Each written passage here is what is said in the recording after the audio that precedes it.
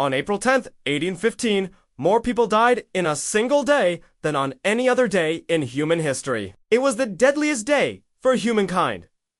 But what happened? Well, that's what we're going to find out in today's episode. It all started when a volcano named Mount Tambora, located in the Indonesian island of Sumba, began rumbling. Now, this volcano had already been active for several weeks, but on this day, it was about to blow its top. The first explosion was so violent that it was heard over 2,000 kilometers away. A massive plume of ash rose into the atmosphere, blotting out the sun. People on the ground were covered in ash and suffocated to death. Others burned to death when their houses collapsed. Entire villages were wiped off the map. Over 71,000 people were killed instantly. But as the days passed, the survivors began to face another grim reality. Crops began to fail worldwide. Farmers found that the soil in their fields would no longer produce food.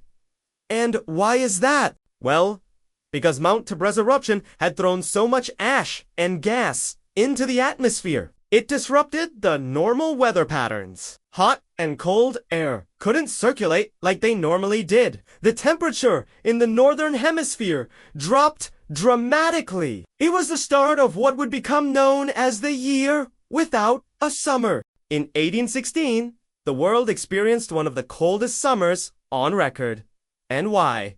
Just summer. The effects of the eruption continued into the fall and winter. Food shortages and starvation became widespread. People who had survived the initial blast and the scorching heat now faced a new threat: mass famine. In Europe, an outbreak of cholera killed thousands. In America, there were widespread crop failures. Cattle died in their thousands.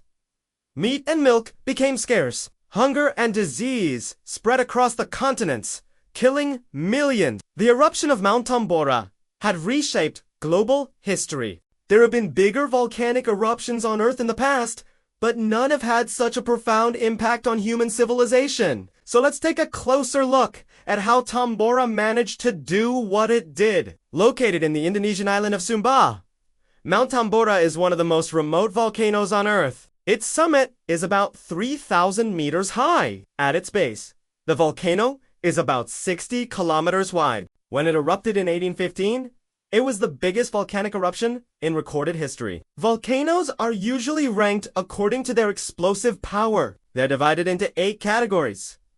The higher the category, the more powerful the eruption. Tambora's eruption in 1815 was a Category 8.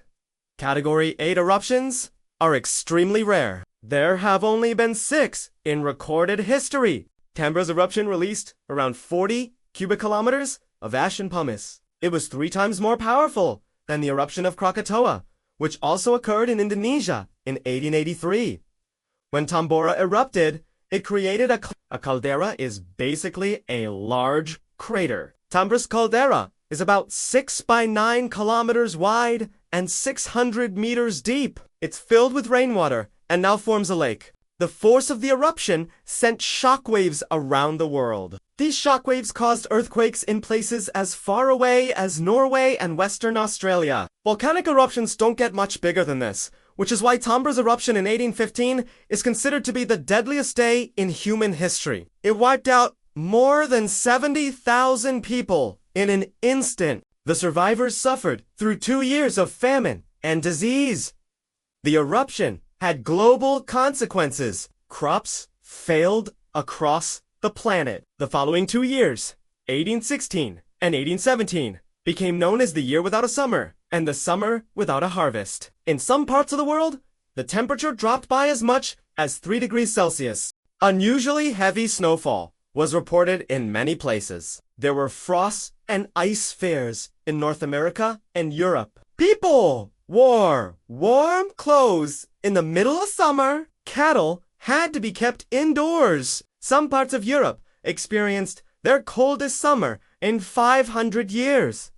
So what can we learn from all this? Well, for starters, never mess with Mother Nature. She's a force to be reckoned with. But seriously, though, it's important to remember that our planet is always changing. Sometimes those changes happen slowly. Other times they happen fast. But one thing's for sure, change is inevitable. Life on Earth has always been a gamble. There are natural disasters, plagues, famines, wars, and economic crises. But we keep on going. We humans are a resilient bunch. We've been through hell and back before.